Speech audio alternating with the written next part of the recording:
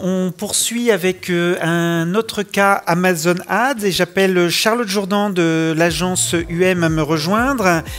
Et on va voir avec toi, Charlotte, comment la data retail nourrit une campagne branding en utilisant Prime Video. C'est en effet une transition parfaite avec ce que H&H est en train de tester sur Amazon Prime Video. Donc pour le coup, ça fait plusieurs années qu'on a la chance de pouvoir accompagner Mattel comme annonceur. On les accompagne sur plusieurs problématiques, sur les enfants, mais aussi sur les adultes où on cherche à toucher les parents. Donc là, on est en avril de cette année. Mattel vient de sortir son nouveau Scrabble. Donc c'est le Scrabble 2 en 1 avec un plateau qui se retourne. Donc terminé le vieux Scrabble où on peut jouer que entre adultes. On peut maintenant jouer avec nos enfants. Alors, toujours. Moi, enfant, j'ai joué au Scrabble. Mais c'est vrai que parfois, c'est un peu plus compliqué. On les laisse gagner. Bon, voilà.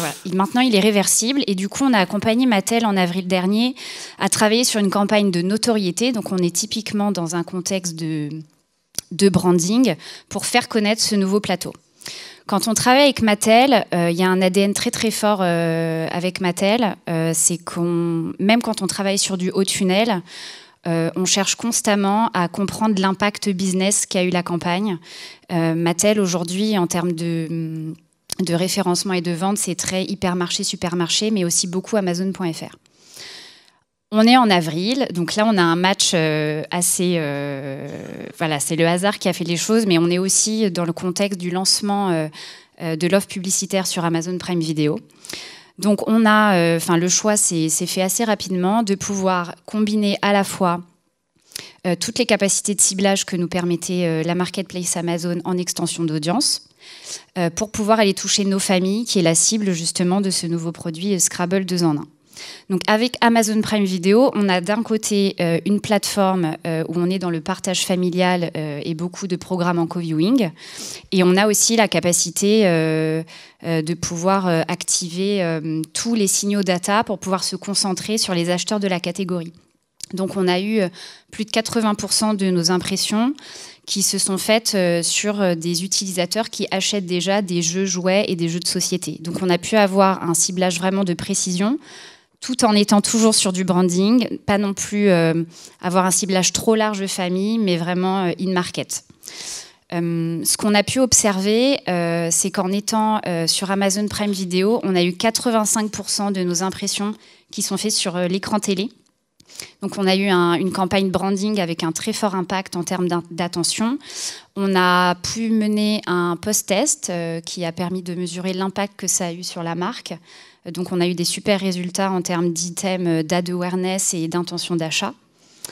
Et en parallèle, comme on peut le voir à l'écran, on a aussi pu, et ça c'est vraiment toute la force aujourd'hui d'Amazon, puisqu'on parlait dans beaucoup de tables rondes précédentes de la fluidité de la data, d'un taux de matching avec déperdition de la data. Ici, en un one place, on peut retrouver vraiment tous nos utilisateurs, puisque Amazon reste possesseur de sa data et de la plateforme Amazon Prime Video.